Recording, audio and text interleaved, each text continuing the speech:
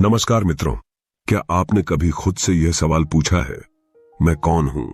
यह कोई साधारण प्रश्न नहीं, बल्कि एक रहस्यमयी द्वार है जो आपको आपकी असली पहचान तक ले जा सकता है। क्या आप केवल यह शरीर हैं जो एक दिन मिट जाएगा, या फिर ये 5 इंद्रियां जो इस संसार का अनुभव कराती हैं? क्या आप मन हैं जो हर पल बदलता रहता है, या बुद्धि जो तर्क करती है? लेकिन सोचिए, जब आप कहते हैं मेरा शरीर, तो इसका क्या अर्थ हुआ? इसका मतलब है कि आप शरीर के स्वामी हैं, न कि स्वयं शरीर। तो फिर आप कौन हैं? आइए इस रहस्य को समझने के लिए एक पल रुकते हैं। कल्पना कीजिए, आप गहरी नींद में हैं। उस समय न तो आप अपने शरीर के बारे में सोच रहे होते हैं, न ही अपने विचारों के बारे में, लेकिन फिर भी आप होते हैं। तो वह कौन है जो सब कुछ ठहर जाने के बावजूद भी मौजूद रहता है? यही प्रश्न हमें आत्मा तक ले जाता है। पुराने समय की बात है, एक ऋषि घने जंगल में आत्मज्ञान की खोज में गए। उन्होंने वर्षों तक कठोर तपस्या की, लेकिन प्रश्न वही बना रहा, मैं कौन हूं? एक दिन ध्यान करते हुए उन्हें एक अनुभूति हुई। उन्होंने देखा कि वे अपने शरीर से अलग हैं। उन्होंने जाना कि शरीर तो केवल एक वस्त्र है जिसे आत्मा ने धारण किया है। मन और बुद्धि केवल उपकरण हैं जो आत्मा की सेवा में कार्यरत हैं। लेकिन इस सत्य को समझने के लिए आवश्यक है कि हम बार बार इस प्रश्न को दोहराएं। एक बार आंखें बंद करें और खुद से पूछें, मैं कौन हूं? क्या मैं वह विचार हूं जो इस समय मेरे दिमाग में चल रहा है? नहीं, क्योंकि विचार हर पल बदलते हैं। तो क्या मैं वह भावनाएं हूं जो मुझे प्रभावित करती हैं? नहीं, क्योंकि वे भी स्थायी नहीं हैं। तो फिर मैं कौन हूं? इस प्रश्न का उत्तर तभी मिलेगा जब हम अपनी चेतना के गहरे स्तरों में प्रवेश करेंगे। आत्मा को जानने के लिए हमें ध्यान का अभ्यास करना होगा। रोज सुबह ब्रह्म मुहूर्त में कुछ पल शांत बैठें, गहरी सांस लें और खुद से यह प्रश्न पूछें। शुरुआत में कुछ भी स्पष्ट नहीं होगा, मन भटकने लगेगा, लेकिन धैर्य रखें। धीरे धीरे एक दिन ऐसा आएगा जब यह रहस्य स्वयं उजागर होगा। आज विज्ञान भी मानने लगा है कि चेतना मस्तिष्क और शरीर से परे है। जो कुछ हम देख सकते हैं, महसूस कर सकते हैं, वह केवल बाहरी सत्य है, पर असली सत्य आत्मा के भीतर है। अब सवाल यह है, क्या आप इस रहस्य को जानने के लिए तैयार हैं? न्यूरोसाइंस कहता है कि हमारे विचार और भावनाएं मस्तिष्क की गतिविधियों का परिणाम हो सकती हैं, लेकिन चेतना यह एक अलग ही आयाम है।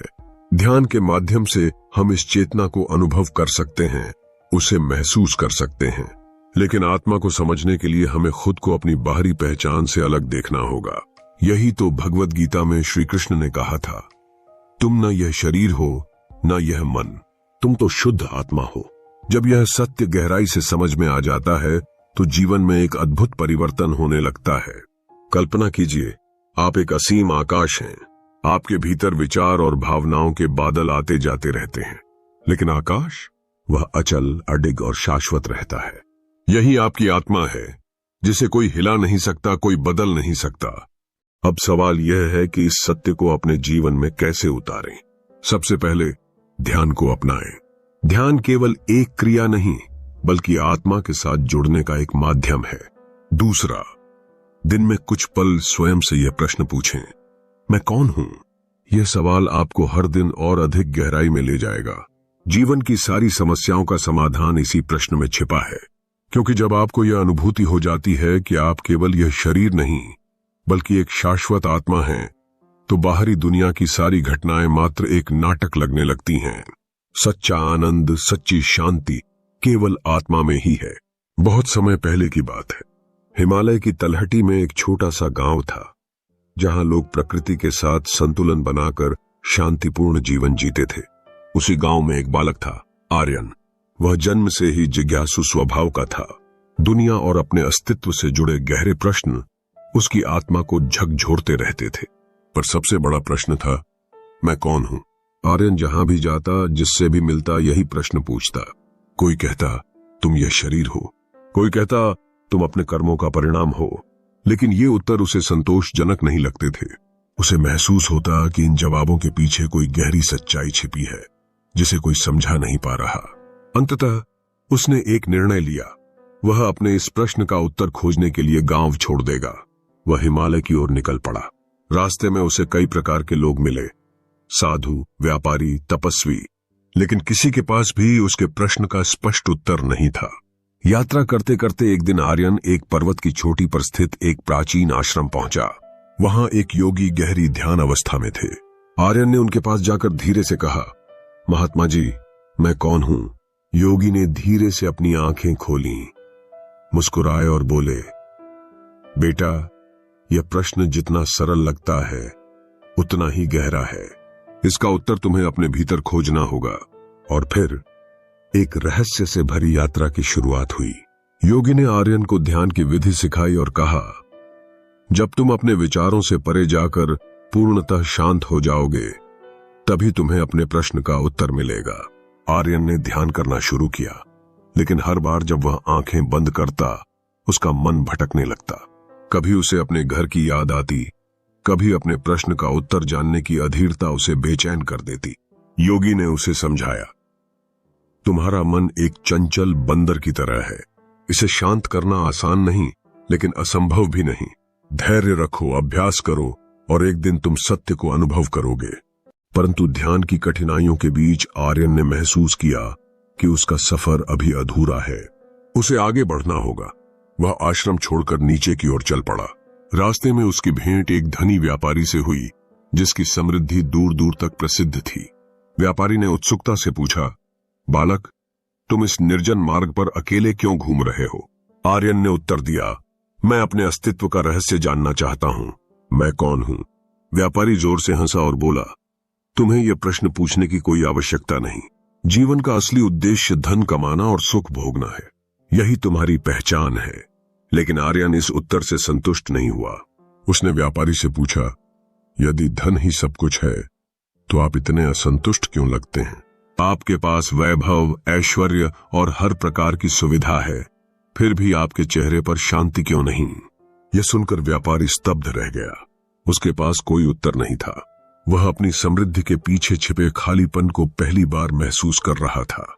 आर्यन समझ गया कि भौतिक सुख उसे अपने प्रश्न का उत्तर नहीं दे सकते। वह आगे बढ़ा और एक घने जंगल में पहुंचा। वहां उसने एक तपस्वी को ध्यान में लीन देखा। तपस्वी के मुखमंडल पर अद्भुत शांति थी, एक ऐसी शांति जो आर्यन ने अब तक किसी में नहीं देखी थी। आर्यन उनके निकट गया और विनम्रता से पूछा, महात्मन, मैं कौन हूं?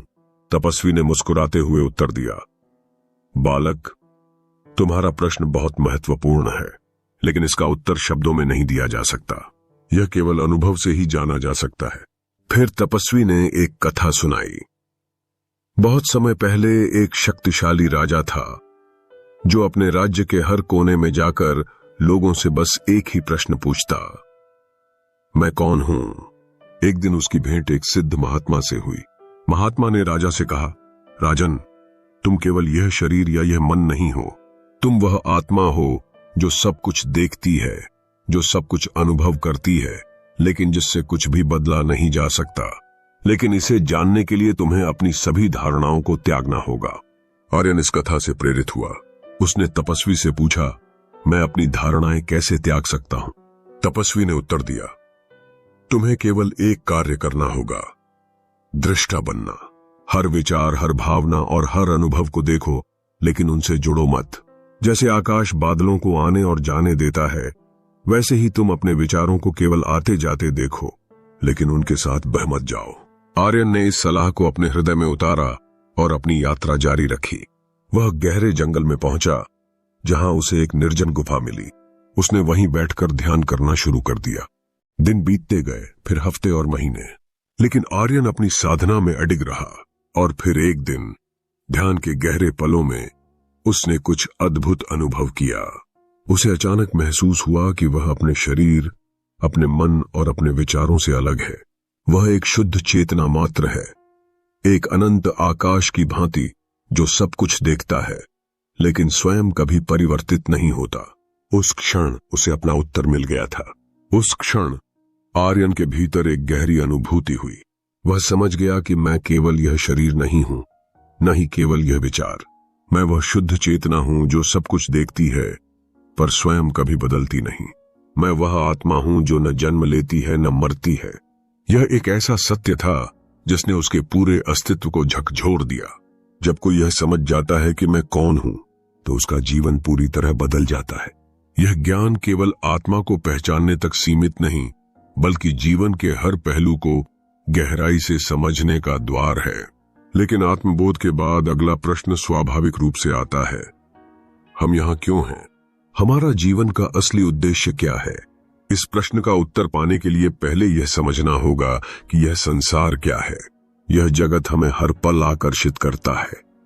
धन, संबंध, सफलता और प्रतिष्ठा की चाह में हम निरंतर दौड़ते रहते हैं।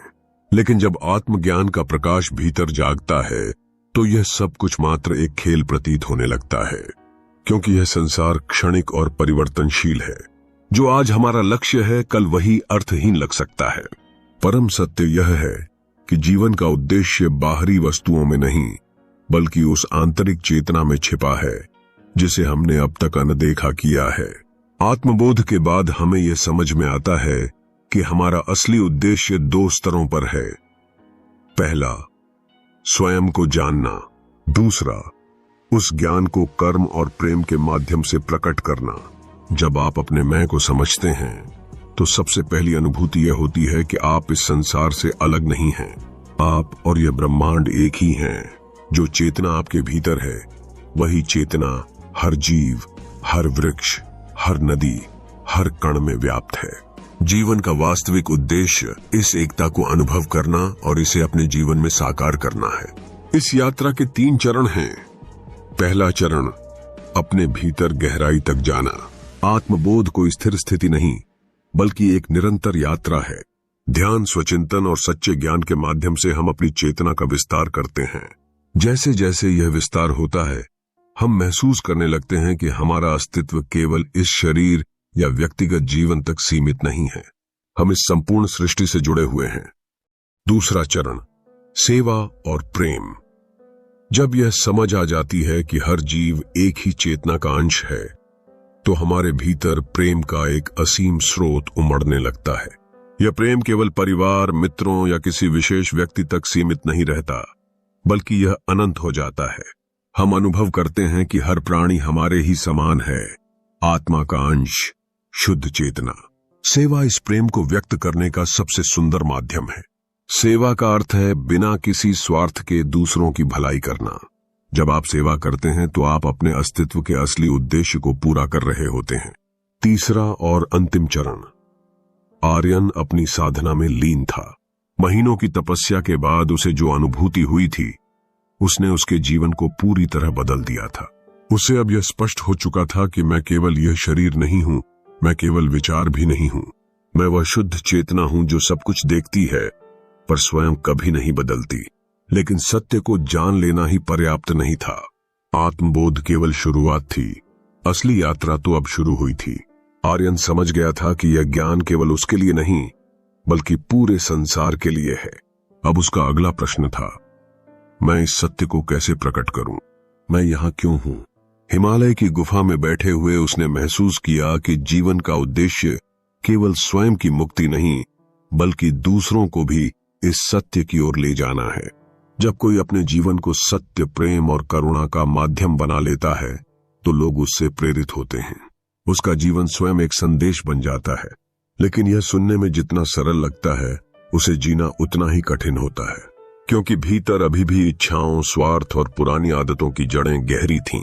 आर्यन को याद आया, वर्षों पहले उसने एक साधु से सुना था, आत्मज्ञान के बाद क्या करना चाहिए। जब एक साधक ने अपने गुरु से यह प्रश्न किया था, तो गुरु मुस्कुराए और बोले थे, आत्मज्ञान के बाद असली यात्रा शुरू होती है। अब तुम्हें यह समझना होगा कि तुम केवल अपने लिए नहीं, बल्कि इस संपूर्ण जगत के लिए हो। जो सत्य तुम्हें मिला है, अब उसे दूसरों के साथ बांटने का समय आ गया है। साधक ने फिर पूछा, लेकिन मैं यह कैसे कर सकता हूं? गुरु ने उत्तर दिया, प्रेम और कर्म के माध्यम से। सत्य को केवल शब्दों में नहीं, कर्मों में व्यक्त करो। जब तुम्हारे हर कार्य में प्रेम होगा, जब तुम्हारी करुणा बिना शर्त होगी, तब यह संसार भी उसी प्रकाश में जगमगाएगा। आर्यन को यह सीख अब पूर्ण रूप से समझ में आ गई थी। उसे अब यह भली भांति ज्ञात था कि सत्य को केवल जानना ही पर्याप्त नहीं, बल्कि उसे जीना होगा। उसका हर कर्म, उसकी हर क्रिया एक साधना बननी चाहिए। अब चाहे वह किसी को एक साधारण मुस्कान दे या किसी की मदद करे या केवल ध्यान में बैठकर संसार के लिए प्रार्थना करे, हर कार्य आत्मा का प्रतिबिंब होना चाहिए।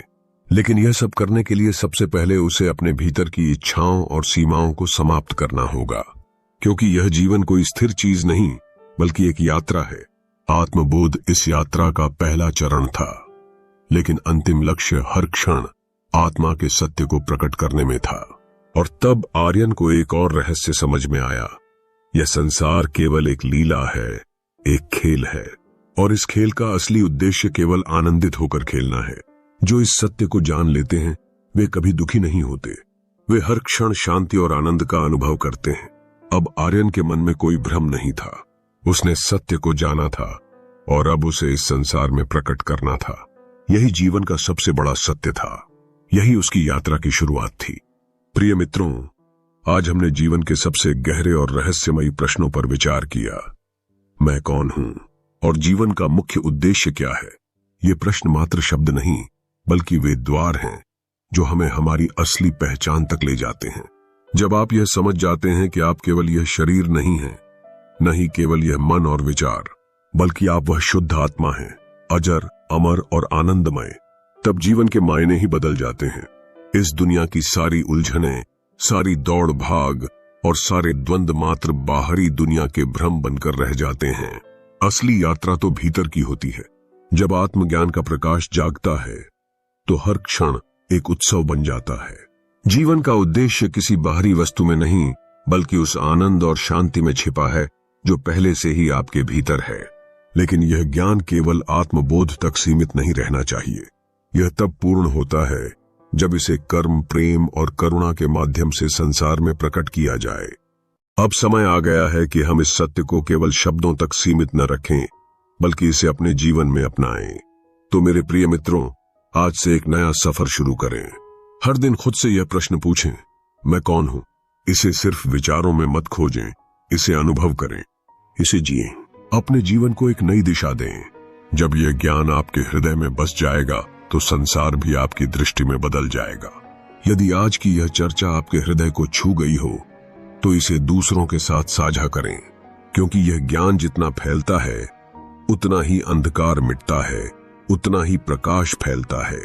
और हाँ, हमारे चैनल को सब्सक्राइब करें ताकि हम इसी तरह और गहरे विषयों पर विचार कर सकें। अंत में यही कहूंगा, आपकी आत्मा शुद्ध, असीम और दिव्य है। इसे जानिए, इसे स्वीकार कीजिए और इसे पूरी दुनिया के साथ साझा कीजिए। अब मैं आपको 5 मिनट का ओम मंत्र दे रहा हूं। इस मंत्र के माध्यम से मैं कौन हूं का उत्तर अनुभव करना सरल हो जाएगा। ब्रह्म मुहूर्त में ध्यान में बैठकर इसका अभ्यास करें और स्वयं के भीतर छिपे सत्य को प्रकट करें। शांति, प्रेम और आनंद आपके जीवन का हिस्सा बने। यही मेरी शुभकामना।